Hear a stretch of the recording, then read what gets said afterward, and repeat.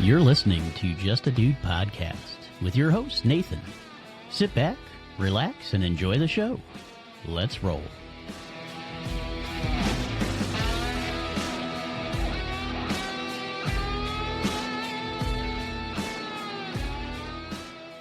Hey everyone, welcome to Just a Dude podcast, where we dive into the stories of regular folks who've done some pretty extraordinary things. I'm your host, Nathan, just a dude who's curious about life and the people who make it awesome. Today, we've got a real treat, Michael Pickard joining us.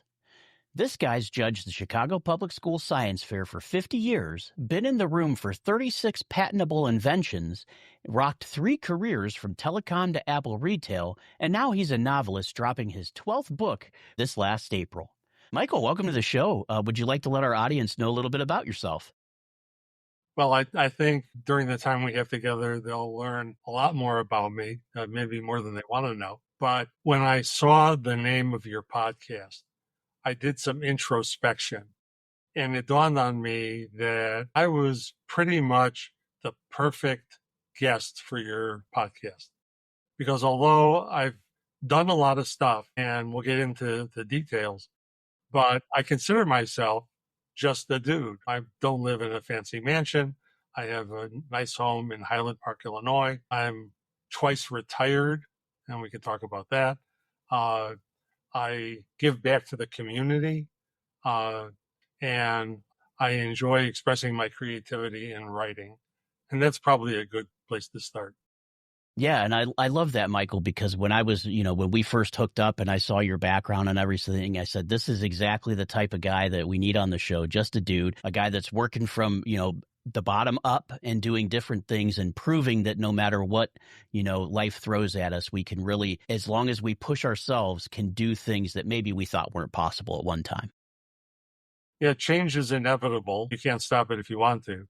So you have to adapt. And maybe my secret to whatever success I have is that I've been able to identify things that I would enjoy doing that add value either to an employer, to my life, to the lives of people around me. And so far it's been a great ride. Yeah, and that's a great perspective to have, to say, whatever I'm going to do, I want it to bring some type of value to others. I mean, that's just a great outlook to have in life, But excellent. I'll let you get out of this. No, that's all right. I was just going to say, but Michael, one of the first things I wanted to talk about, because this is interesting, you have essentially a 50-year journey of being a science fair judge. Is that correct? Yes. When I was in high school as a senior, I put together a mathematics research project, and it was pure math research. And the science fair was used to getting things like someone who invented a laser ray or someone who cured cancer, important things. And here I had a project with lots of large pieces of paper on a foldover describing the research I had done in pure mathematics, just for doing the research. And there were a few judges who thought my project was good. I got invited to Borg Warner for a tour of their factory, which was cool. And my project looked good enough that they sent the project to downstate Illinois for the state fair. I didn't get to go, but the project looked nice. So they shipped it south to Champaign-Urbana. But when I was working for Illinois Bell, one of the managers there had disappeared for most of the morning, and I asked where he went. And he told me that he was a judge for the Chicago Public School Science Fair. And I said, well, I had a project in the fair years ago. How do you become a judge? And he says, just ask. So I found my paperwork, and once a year, I would take some time off and go down to the Museum of Science and Industry on the lakefront and meet students and politely grill them about their projects to make sure they knew what they were talking about. Mm-hmm. And just copy stuff out of a book. And I'm pretty good at asking the orthogonal questions, the question that people don't expect. And so the conversations with students were marvelous. And I just kept doing it. And I realized that this year was my 5th opportunity to meet students and have conversations with them. And it's delightful. It's a great way to spend the day.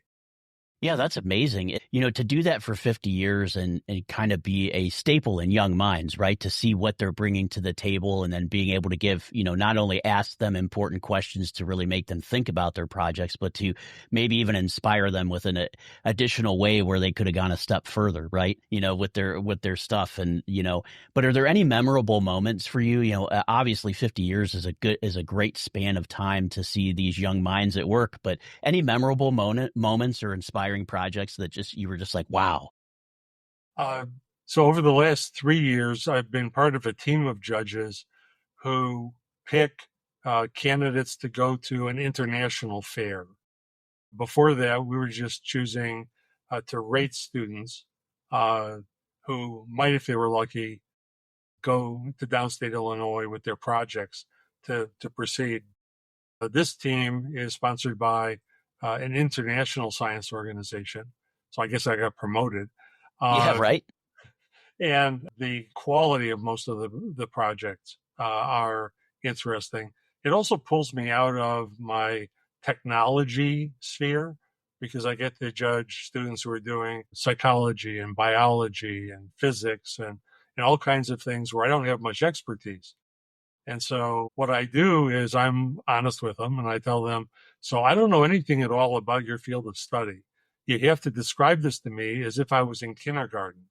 Mhm. And, and it's a way to test them to see how deeply they understand their material. This last year, there was one project, which I thought was kind of amazing. The guy had gotten time on a quantum computer. Wow. And he wanted to demonstrate an application on the quantum computer, and he picked one that doesn't fit. Okay, he picked the sort routine.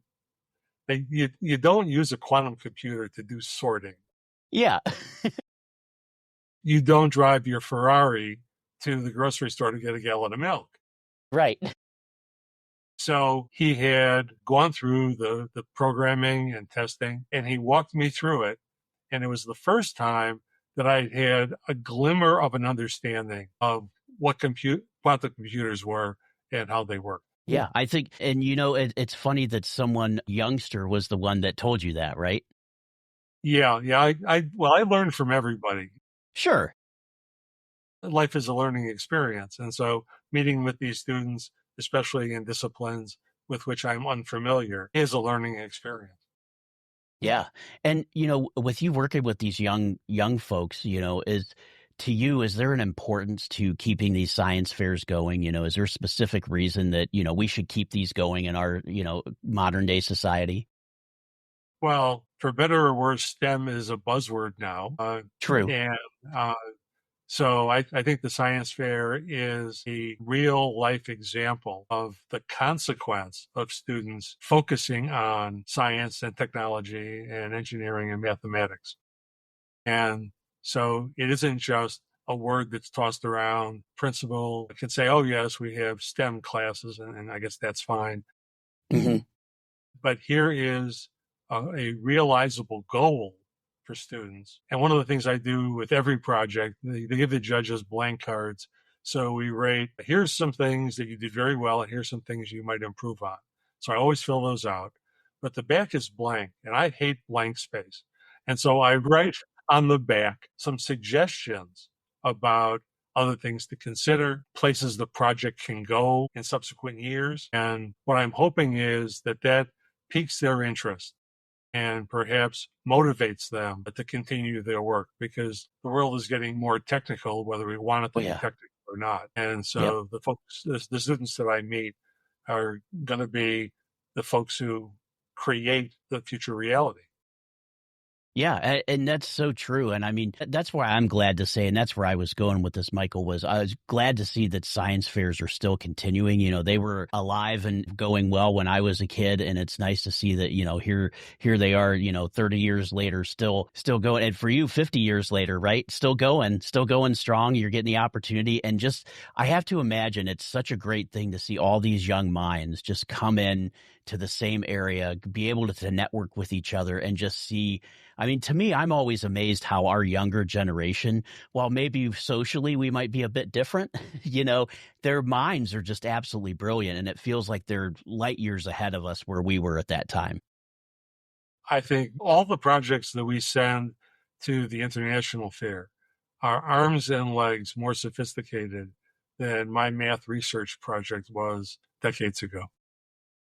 Yeah, and your math research project was probably like a pillar of its time, right? I mean, most kids aren't going to go do a math research project for science, but you're right. It is a science, right? It's science. Math is a science. So, but yeah, I love that you thought outside the box, but you're right. Like I look back to some of the science fair projects I've done and I'm like, oh, these kids would make me look like I was an infant. But they certainly keep me on my toes, and having to judge them, there's a responsibility. Yeah, absolutely. But I love the fact that you are doing that. Not only are you giving them feedback about what they did well, but also giving them that feedback about where it could continue. And then even going a step further and saying, hey, this is where this project could go, or here's some things you could think about that. And it offers a great perspective that they may not have had. Michael, that's not the only interesting thing that you've done with things that, in science, because obviously, as I read in the intro, you've been present for 36 patentable items. Right. So do you want to tell the audience a little bit about that? So my first career was 28 and a half years at what I will just call the phone company because it had a bunch of names. Right. It was Illinois Bell, and then it was Ameritech. And just as I was leaving, they had become Southwestern Bell. I was identified as someone with creativity. And so I was invited to a group that had the really bland name, the Breakfast Club. And we would meet in a conference room, and someone would provide donuts and coffee. And we would just spitball ideas. And it was an open forum. And so if somebody mentioned an idea, it would go on a whiteboard, and we would just fill the whiteboard. And then we would spend some time identifying the top 2 or 3 ideas that might be patentable. So it was always a group project. So I contributed as much as anybody else. And so the folks in our legal department put together draft patents and submitted them. And once in a while, it passed the filter, and the patent office would let me know via a letter that a patent had been issued, which included my name and probably a half a dozen other names. For the first one, Illinois Bell produced a plaque with a metal plate, the image of the first page of the patent. So that's a keepsake of mine. Yeah. For every other patent, I was presented with a silver dollar embedded in a lucite block. So It wasn't spendable. It was a memento.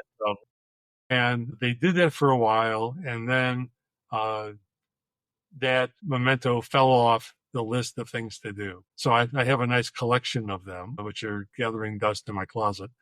But But every time I received one, it was just the little adrenaline that came from remembering what we had come up with. Yeah. And imagining how practical or impractical this might be in a product or service from the phone company. Yeah. And I mean, to see something go from just a thought in someone's mind to a whiteboard, then to a patentable item is pretty amazing. And the fact that you've done that over 30 times is even more amazing. Well, I was in the right place at the right time with the right people. And it was collaborative. I don't know that there was anywhere my idea was the one that hit the whiteboard that we eventually pursued. My goal at one point, near the end of my phone company career, was to have my own patent with my name on it. And I made an attempt and had it filed provisionally with the patent office. But the cost of filing a patent with legal fees and government fees was not a casual expenditure. And so I attempted to work with a software company. They built a prototype based on my patent to demonstrate it to their customers, but none of their customers ever bought in to help fund the real thing. And so after a year, the provisional patent lapsed, which is a little sad, but I gave it a good shot. Yeah, absolutely. At least to get the provisional and then have someone try to, produce it and at least get it out in front of customers that's a great accomplishment in my book. I see that. I work with a startup now in a career that I do. So I know, getting your product out there and having people use it and then finding the value in it, it's always a tough thing, and sometimes our ideas are way ahead of their time too, so. One of the last jobs I had at the phone company was I was director of technology assessment, and I worked at Ameritech Corporate. I used to say that I was the only techie at corporate, but I had to say that quietly because there was a chief technology officer and I didn't want to piss him off. Right. But my job was to go with the folks who were doing venture capital investments in small companies so that they would build their products more to what Ameritech wanted than just generically. Yeah. And so I spent, well, I think I did over my tour in this position, I made 100 trips to various businesses all around the country, never internationally, where we would get there and one of the guys would talk to the business people about market plans, and one of the other venture capitalists would talk about hiring and operating the business. And I was put in a conference room with the inventor, and it was always for 4 hours, I guess because of a lunch break. And Right. so it's me, the inventor, and a whiteboard. And I would sit back, and my opening question was always, so tell me about your baby.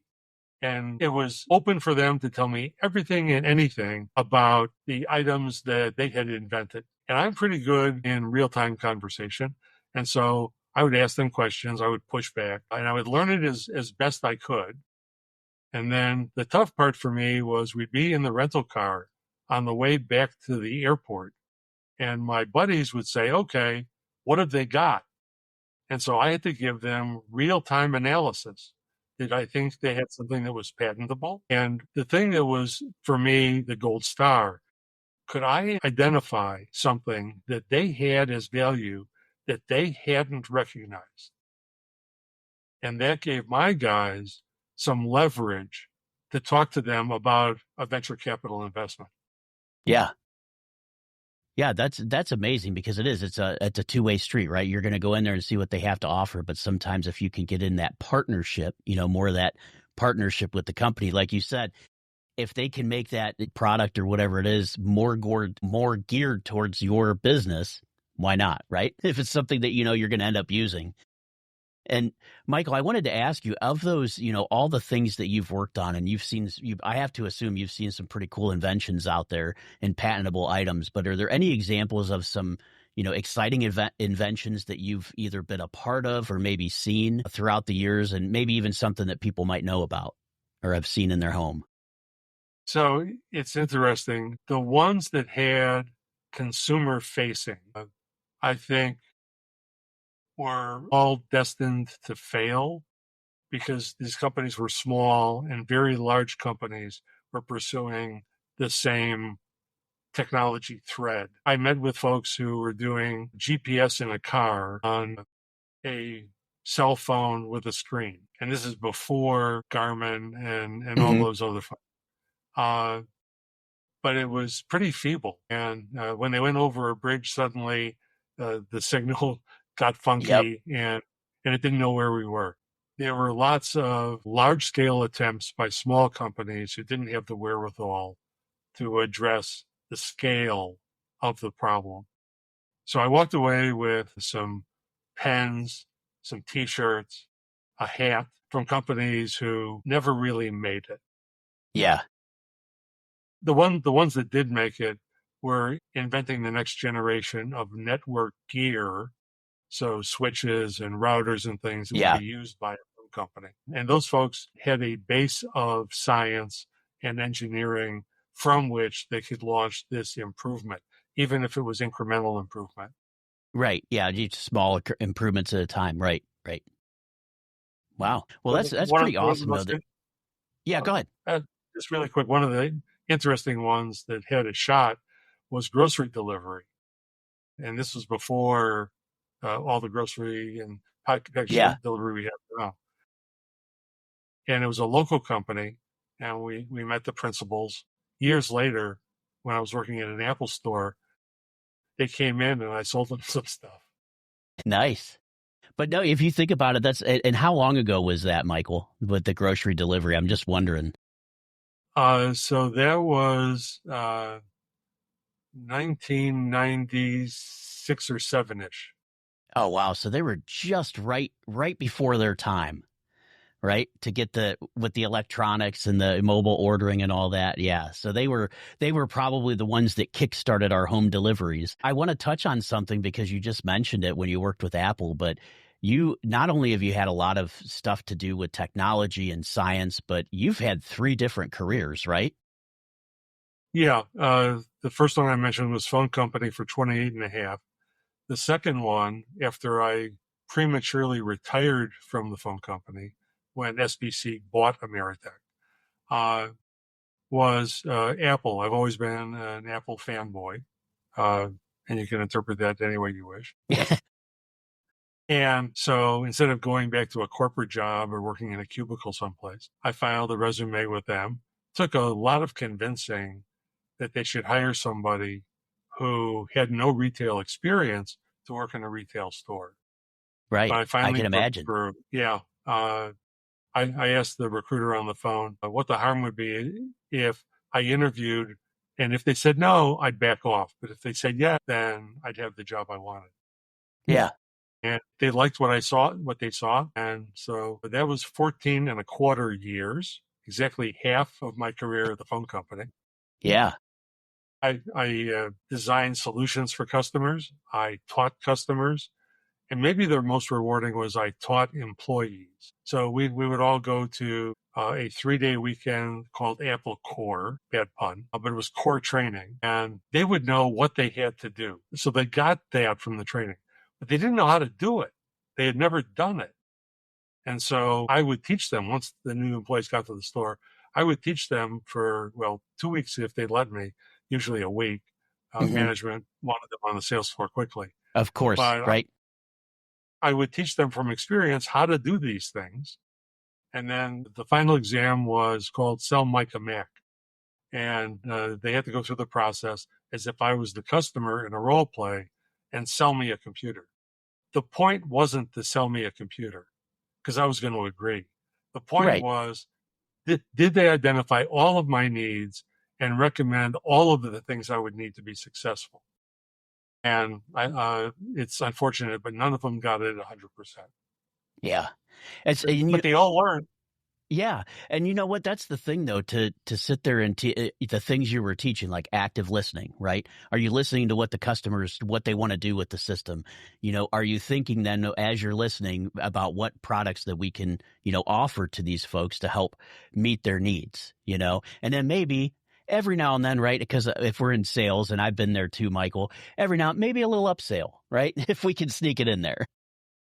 Well, my philosophy was always, if I'm going to recommend something, I have to be able to justify it. If I can't match it with a need, it's going to stick out like a sore thumb.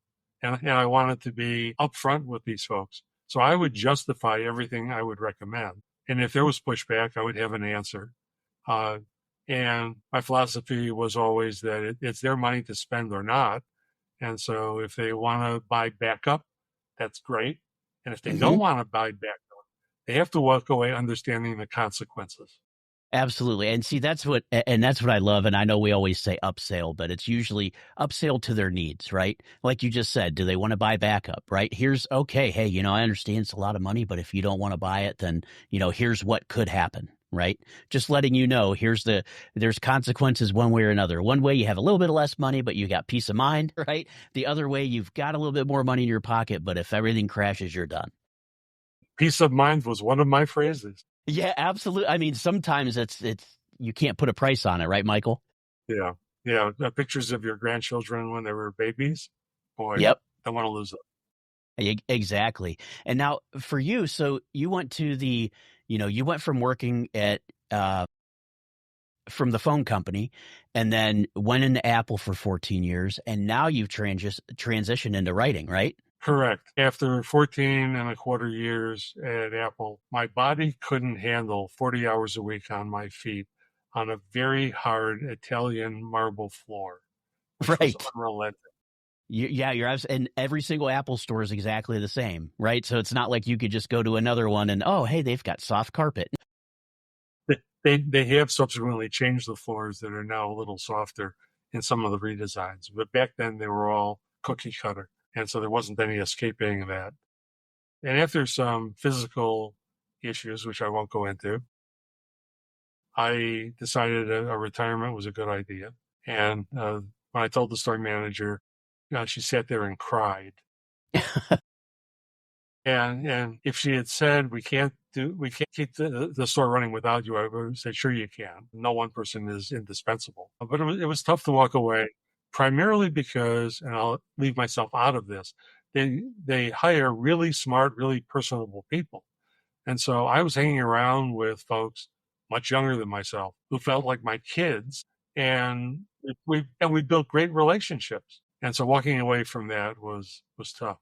But I got to walk into something that I had been dabbling with since 1993, which was writing. Yeah. And so when did you release your first book? Because I know you've got, did you just release your 12th book in April? Is that correct? You're absolutely right. So the first book was published in 1998, 5 years after I started it. And there's a story if you want to hear that. Yeah, let's I get into it. Sure. So I have to thank my daughter Samantha for getting me started. She was 11 or 12, and she was going to overnight camp for the first time. And she said, Daddy, I want you to write me a letter every day. And I said, okay. And then I thought about it for a minute. And so we had dinner with some friends whose daughter had gone to overnight camp the year before. And I said, did you write letters to your daughter? Oh, yes. Well, what'd you write? And the mom said, well, I wrote what I had for breakfast and what I did during the day and how work was. And I thought to myself, but didn't say it out loud, those have to be the most boring letters. Her Right. daughter is going to look at the envelope and tear it up. So I set a goal for myself. I wanted to write something that Samantha would enjoy reading, maybe laugh. But I also, because I was a father, I wanted to embed some life lessons into the story. Yeah, a So I little sat dad down. wisdom.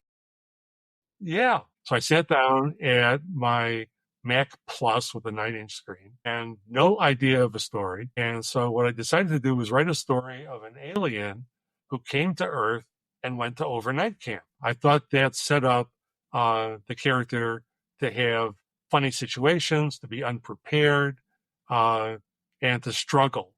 And in comparison, I believe that Samantha would struggle a whole lot less than an alien going to overnight camp. As it turns out, my daughter was fine with camp, and any worries I had were silly. She handled it just fine. That's funny. Not only did so she came back from the 1 week of camp, and I said, "Did you like the letters?" And she said, "Yeah, and everyone in the cabin loved them too." So she had shared the letters with her cabin mates, and suddenly, instead of an audience of one, I had an audience of like a dozen. Yeah. In subsequent years, 2, 3, and 4, I continued the story because she asked. And in the 5th year, she was taking summer school. And so at the dining room table, she and my wife and myself would conjure up plots and circumstances for the primary character. And sometimes they were so funny, I couldn't help but spurt milk out of my nose because they were just so hilarious. Yeah. That's awesome. And so this was kind of like not only you, but it was kind of like a family affair to get that first book out there, right? But when we got to year 5, we were all part of the process. That's awesome. I mean, how many families can sit there and say, hey, dad wrote a book, but we got to be a part of it? I don't think very many. Exactly. But yeah, and so that was the first. So it took you 5 years to do the first book, and then did it just kind of explode from there, or what was your journey like? Well, so when the first books arrived and they were hardcover, because I was working with a company called Ex Libris out of Princeton, New Jersey, and their only product was hardbacks. But the books arrived in a box because I got some complimentary copies, and I bought some at author price to sell. And when I smelled the ink and I saw my name embossed in the spine in gold and my words between the covers, I got goosebumps. And I said, this can't be the only one. There needs to be more. And it was one of my wife's cousins in California who had a family reunion, bought a copy of the Gerfnet Chronicles. And he was reading the book out at the swimming pool, and he caught up with me later and he said, so why was Gerfnet chosen from all of the frobs on its planet to come to Earth? And no one had ever asked that question before. And that one question spawned the second book, which was a prequel as to why Gerfnet was chosen. In fact, how Gerfnet was born. So it's Gerfnet's origin story up to the point where Gerfnet leaves for Earth. That's awesome. And so literally family just keeps bringing the ideas to you at that point, right? You're into book 2 now. And, so you write the first one for your daughter and then you got, you got another family member that says, hey, why? And you're like, you know what? That's a great question. And I'll answer that. Give me a little bit of time, right? Yeah. Here's your answer. It's 90,000 words. Exactly. It's not going to be a quick one, but here we go. That's awesome. Well, So once I was on a roll, I just kept coming up with ideas. It's not difficult for me to come up with an idea, usually off of a what if that becomes the seed for a story. yeah. And you know what? That's for me too, Michael, in my life, when I have a what if or when I want to know the why behind something, those two things are very powerful to me because if you get the what if, your mind can just race. If you have a creative mind, I'm not saying everybody does, but I must be like you because when I hear that, well, what if, then my mind just keeps going. Yeah. The first 9 novels were all science fiction, which is a very comfortable genre for me because I can make up worlds and characters and I'm unconstrained by normal science. But I noticed the pattern that in the last 3 sci-fi novels, I had a protagonist. They weren't a detective. They weren't a little old lady in a small town helping the police. They were just people facing questions and they needed to do things to answer those questions. And I thought, do I have the guts to try to write a real detective novel where the character's job is to figure things out? Yeah. And because you start these things slowly, I decided to write a 3-volume epic. And so the last volume of Creative Deductions was released in April. And the thing I'm most proud of is that although the character arcs span the 3 volumes, because it really is one story, kind of like Lord of the Rings is one story, Yeah. but 3 books. Each book has its own problem set, but you watch the primary character, Nick Chasm, who's a Chicago detective. You watch him deal with his life, and he is a very flawed character. And what I hope is that the readers root for him to have a success. And it takes a long time for him to have a major success. Yeah. And you said 3 volumes for that story or the full overarching story? Yeah. So obviously that's going to take a little bit of time for him to figure that out, right? Yeah, there are things that he causes that he doesn't realize he causes, which is intriguing when you get to book 3. Mm-hmm. And people are doing things, but are withholding information from him. And he knows that that's happening. And it's frustrating the daylights out of him. And even when he presses, they won't tell him because it's on a need to know basis. And they think he doesn't need to know. He doesn't need to know, right? So for him, it is a constant struggle. And there are some small successes along the way. And I won't tell you what those are. But yeah, no, I want our listeners to get the books, right, and read it and figure this out because, right, that's the whole reason we have you here, Michael. Not saying that the only reason is to sell your books, but to share your story and to share, show that you're, the inspiration. To go from a phone company exec, right, and I have to think now with, I'm thinking Ameritech, so I'm thinking the old landline in the kitchen, right, the old fax machines. That's what we're, and I'm sure you're probably like, yeah, that was me. But to go from that and then go to a Max bookstore, right? And working with newer technology, which I know you've always been, seems like you've been kind of like me, a technology nut, like kind of like new things and technology, but especially Apple products. I don't blame you there. And then go into novels. But I have to assume all of those experiences, right? They had to really inspire you, and puts. Yeah, I'm sure there's some anecdotes that you learned along your 3 careers that you were able to put in those books, right? There are bits and pieces of me in the story. People who know me and buy my books will tell me after reading them that they can hear my voice in the words. And the reason that feels especially good is that I view my catalog of work as part of my legacy. You get to a certain age and you have a chance to look back, and you've given me an opportunity to share with your audience bits and pieces of my past. But you also look forward and you say, okay, with the time I have left, what more can I accomplish? What goal can I set for myself? So I have 12 novels out there, plus 3 children's stories and a collection of essays and short stories. But I'm shooting for 20 novels. Uh, Wow. and and so I know I have at least 1, maybe 2 coming out next year if they come out of critique on time. And there's a third one I'm working on, which brings back Nick, because I guess his story wasn't complete. Nice. And there might even be a second additional Nick novel. So I have 3 things I'm working on and at least 1 or 2 in planning.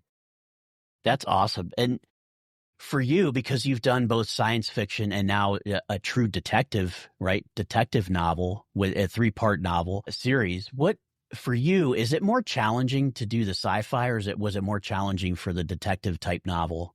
And did you have a preference? And like if someone were to say, "Hey, Michael, you got to pick one and stick with it." Well, so as an independent author, there is no publishing company or agent putting a gun to my head that Right. says, quit messing around and choose. And as it turns out, I'm alternating. So the next one that comes out will be a detective and supernatural. The Nice. one that follows, the one that is sci-fi, aliens coming to Earth, but in a very odd way, aliens you would not expect. And then back to a Nick novel.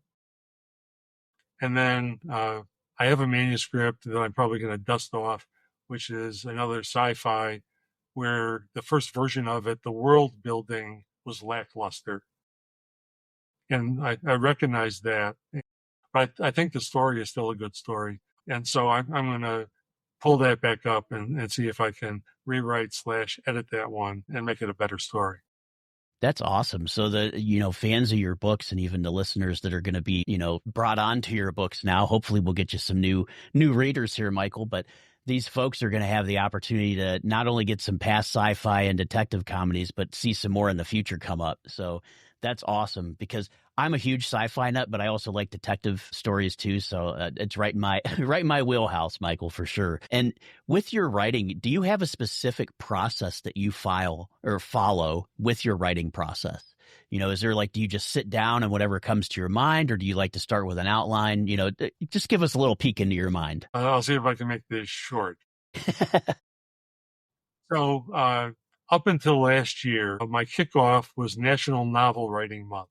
In the month of November, the challenge is to dump 50,000 words of a long piece out of your head into your device of choice, computer, phone, whatever. And so I've done that 9 times successfully, and they've all generated novels. Nice. So you get the 50,000 words done in November. I let it sit idle in December to age. And then January 1st, my gift to myself is I read what I call my mountain of words, and that's trademark. And I figure out what I have that's good. I figure out what is not necessary because I changed my mind in the middle. And I identify things that I missed. And then I start to carve out chapter-sized chunks from the mountain and write them and rewrite them and rewrite them and edit them. And then I start to share those with my first critique group, and they give me feedback, and I edit again. And then I pass those chapters to my contributing editor, my sister Cheryl, who does a marvelous job of finding things that they don't find. And Mm-hmm. after I edit with her, I send it to a second critique group, who goes through the same process chapter by chapter. And when they're done, I go through 2 separate beta reading teams. So one team has it for a month. I collect up all their feedback, and they're the first ones reading it front to back. So they Gotcha. find continuity errors that are interesting to deal with. Yeah, I'm sure. I And always so think of after, that. When you see, I was just going to say with the continuity stuff, because you notice if you ever watch a TV program or something like that, and you're really into it, you'll notice when there's a continuity issue. You're like, well, wait a second. Back in the first season, they said this, and now they're saying this. But yeah, sorry, Michael. That would be probably the hardest thing for me. well, and that happens to me when I watch a movie, and we'll walk out of the theater together, and I'll say to my wife, so did you notice the flaw? And I test her to see if she picked up the same thing I did. And in most cases, she has. And after I do the edits after first beta, it goes to a second beta read. By that time, it's very, very clean, but there aren't any major issues usually. And so there's one last read through to kind of polish. And then hopefully in the interim, I have had someone do a cover, or I decide to do the cover myself. And then it's ready to publish on Amazon. Oh, that's awesome. So do you now with your publishing, do you still go through a publishing company, or do you just publish directly? Do you self-publish? So I self-publish with intention. Uh, there was someone in a writing group that I knew who had a marvelous story. It won a Hemingway Prize for the best manuscript, an unpublished manuscript. She got an agent. The agent hawked her manuscript to a number of different publishing places, and the answer was the same every time. You write beautifully. It's a great story, but there's no market for it. And so the lesson I learned from her experience was I can have the perfect craft and a great story. And if they don't think there's a market for it, then they won't buy it. Well, that takes time. And my goal has been for a while, a book a year. So I can't deal with their procrastination and their arbitrary selection process. Right. So I'm in control. I love that. I love that. So not only you're controlling your writing, but you're controlling when it gets released, how it gets released, all that stuff. And you don't have to wait for a big publishing company to let the market come around, right? Because, just like everything else, Absolutely. I have to assume that the writing market, it goes through phases just like everything else in life, where maybe the detective genre becomes the big thing for, this quarter, with the next quarter we go to supernatural or whatever, But yeah, and for this, at least you could publish it, and at least if it's getting out there, and maybe, even if it gets slow traction, but then when that market comes around, boom, you'll see it kick up, Yeah, I do book signings when I can. And it's interesting to see what different individuals will select. My collection of essays and short stories, which is called Shorts, and has a picture of my shorts on the cover, I like that. is a very popular buy because people like reading short form fiction when they can. Yeah. And it's inexpensive, so people will pop for that. But I have noticed that although the detective stuff is very popular, and not as many people are glomming onto sci-fi reading, at least from the people who come into the coffee shops. But once in a while, someone will say, what I ask them to do is I ask them to read the back cover blurb. And either that catches them or not. And so if they read it and there's something that says to them, I'd like to know more about this story, maybe they open their wallet or purse. And if they read the back cover and say, no, I'm not interested, well, that's fine. It's their money. Yeah, exactly. And not everybody's going to like everything that we do, right? Just like this show, there's people I'm sure that do not turn in. They see my big bald head and they're like, nope, not this guy again. But yeah, you're absolutely right, Michael. But it's good to see, it's nice to see that you do get that at least face-to-face feedback when you do those book signings, though, because you can kind of tell, what's hitting with people, and, maybe that'll guide you into where, which one you release next, But yeah, this is awesome. Yeah. I'm going to let you keep going because I can sorry, Michael. Yeah, I just wanted to switch gears a little bit. So I do a little segment. It's called Dude Q&A. It's supposed to be, for lack of a better term, rapid fire questions. These are just super simple questions, Michael, just for me to let the audience to get to know you a little bit better. And they should be pretty easy. So here's the first one. What's the most surprising thing that you learned judging science fairs? That students are smarter than me. Yep. And I think it's surprising, but nowadays I think it's not, right, Michael? Especially for you after 50 years, you're probably used to them being smarter than you at this point, right? There are some brilliant minds out there. Absolutely. If you could have any invention patented under your name, what would it be? It would be the one that I tried and failed. Let's see if I can remember the name. The name was Reliable Data. And the idea was that instead of a database that sat there holding information, that the database was an active participant and it kept the data complete, correct, and consistent. I like that because how many times do we have issues in technology because of crap data? Right, Michael? I'm sure you've experienced that a time or two. More often than I would care to admit. Exactly. All right. What is your favorite memory from your time at Apple? It's when a student, a customer student, taught me a lesson. She was an older woman. She was struggling with what I thought was a pretty easy concept. And I was trying to get her to focus and try to help her figure it out. And I accidentally raised my voice. And she turned and said, "Don't ever speak to me like that." And I apologized. And the lesson was indelibly ingrained in my brain that when I was customer facing, I had to be very careful in the way I spoke, what I said. And I've never forgotten that. Her voice still rings in my head. So You still hear it in the back of the mind, right? Yeah. And you know what? It's good that you bring that up and to show the humanity in that, because I think there's so many of us too, especially when we're trying to explain things to folks, and then maybe if they're not getting it, where you get frustrated, right? Because you're like, I don't understand how you can't understand this because it's simple to us, right? And I had a friend told me this, that everything's difficult until you know how to do it, and it's like, yeah, that's true. But People ask what I learned at Apple, and I tell them patience.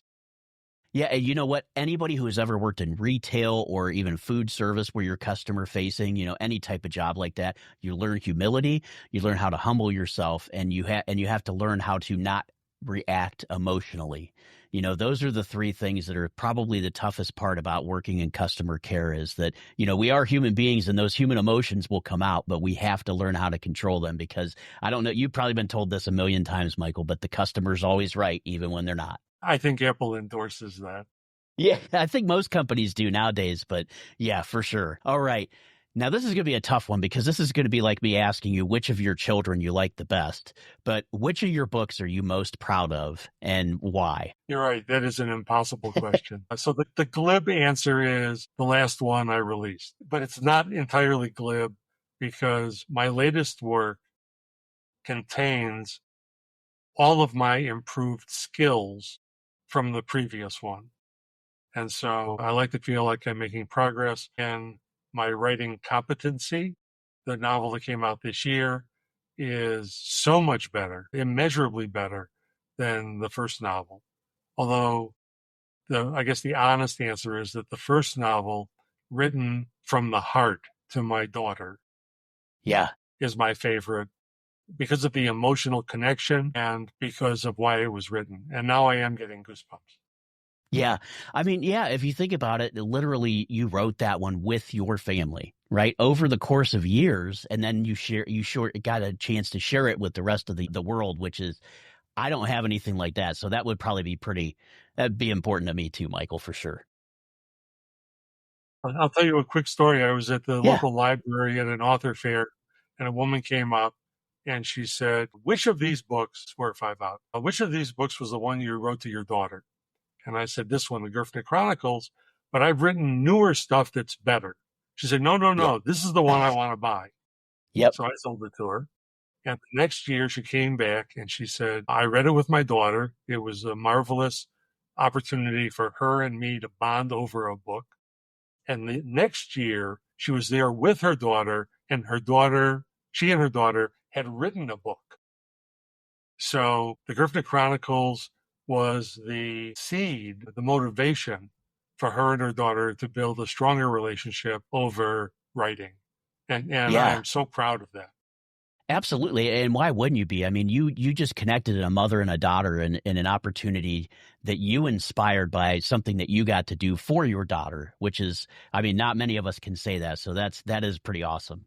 And and that just shows, and that's why I loved having you on the show, Michael, because you are just a dude, right? You're that guy that's out there taking care of his family, working, whatever you got to do to work, right? You had a long career and it probably an early retirement, I have to assume, because of SBC coming in. I'm sure they probably forced you out because every big mergers like that do it, right? So then you start another career and then go into writing and get to do it for your daughter. I mean, it's just that if there's an inspiring story of a normal everyday person that does extraordinary things, this is it. Well, thank you. Yeah. And Michael, What else you got for me? Yeah, I got two more questions for you in the Dude Q&A, but it's simple. So one piece of advice you would give any aspiring writer, someone who wants to write. So writing is hard, and if done well, it takes a lot of time and attention. So you don't want to start a project that you're not invested in. So I will only start a writing project, a novel, if it has captured both my head for the idea and my heart, that this is something I feel is important to be shared. And so if both my head and my heart are engaged in the story, I can tolerate innumerable edits and dealing with critique, and usually 2 years worth of time. So you got to be into it in order to Yeah. get to the end. Yeah, this definitely isn't an instant gratification thing, is it? It's not something you're just going to sit down at the computer today at 9 a.m. and by 5 you're going to have a book. No chance. And Michael, what's the most important lesson you've learned? Because one thing I think that I see throughout your story is persistence, right? You're pursuing these things that you want and you don't back down. And we definitely heard that in your interviewing with Apple. But what's the most important lesson do you think you learned from your persistence? That if there's something that's important to you, that you should go for it. You shouldn't put barriers in your own way. You don't accomplish something easily if it's big and important, or even if it's small and important. It takes the effort. So if you give up, no one else is going to do it. So you should do it. I love that. I love that. Thank you for that takeaway, Michael, because I think that's a great advice for anybody. If you want to do something and you're passionate about it, and like you said, the passionate, does it get your mind going and does it get your heart going? If it does, do it. You've got nothing to lose, right? I mean, and some of these things, like if you want to write, you've got nothing to lose other than time and maybe some words on a piece of paper. But you have everything to gain by putting that down. So, like you said, if your mind's in it and your heart's in it, you got to go for it. Excellent. Well, Michael, we are at the top of the hour, so I want to just give you a last opportunity. Is there any message or any information that you want to share with our listeners? Especially, I want you to obviously plug your books and where everybody can buy them, but then any other, closing remarks that you want to give as well. Well, thank you. So I would be remiss if I didn't point your audience to where they could find my work. It is on Amazon. All the books of the 12, and I think even some of the kids stuff, are available in paperback and ebook. And the 3 detective novels are now available as audiobooks as well. Oh, nice. They're read by computer voice, but the voice is not terrible. And if the only way you can absorb a novel is through listening to it, you now have that opportunity. I have a shortcut URL to my author page. It is www. So that will take you directly to my author page. You can also look me up as Michael Pickard in Amazon. I am not the one who writes religious tomes, because there's a guy out there with my name that writes religious books. So I'm not him, but it's not all that hard to find me if you go looking. Yeah. Excellent. And Michael, just so you know, you're going to have a guest page on justadudepodcast.com. So any links that you've provided me or any of your social media that you want to get to me, that will all be available there as well. So people will be able to go to justadudepodcast.com and click on your links and go directly to all of your information. So awesome. Thank you for that. Anything else? Any last words of wisdom for the Just a Dude podcast audience? Well, I was hoping that my myself and my situation and my experience would be a good fit for your platform. And I come away from this interview believing that it was. And if I've been able to share, I won't call it wisdom, but experience with your listeners that would help them be better, even in some small way, I was happy to do it. Yeah, and I'm so glad because I think your story is going to inspire so many folks to say, look at all these different careers paths that you had throughout your life. And while I connected to you, Michael, is because I was the same way. I'm on my third career now too. So I know exactly what it's like to have to go from one career and whether it be your choice or not, go to another one, and then keep moving forward. It is pretty amazing because you're right. And I've seen it with your perseverance, with the ability of, you looking for an opportunity with your family and writing your first book and getting it out there. It's extremely inspiring. And I think it speaks to the tone that, listen, we're all really just normal everyday dudes, right? Whether you do that, we're all working for something to better our lives, to enhance ourselves.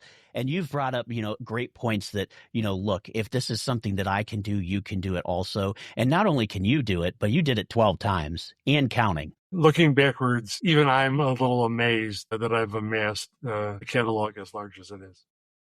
Yeah, but that is truly an inspiring story, though, Michael. So I want to thank you again for your time with us here on the show and for speaking to our audience about your experiences, your stories, and even being able to share those stories to get out there and read them and hopefully immerse themselves out of their real life into a little science fiction or a detective novel, whichever way they decide to go. But Michael, thank you again for joining us here on the show. It was my pleasure. Thank you so much. And that's a wrap for this episode of Just a Dude podcast. A big thank you to Michael Pickard for sharing his wild ride through science fairs, patents, career shifts, and novels. Proof that being just a dude can lead to some incredible stuff with a little grit and curiosity. If you enjoyed this, grab Michael's books, especially the newest one that just dropped in April, and let us know your own stories of sticking with it. Hit us up on social media. We're on all major platforms.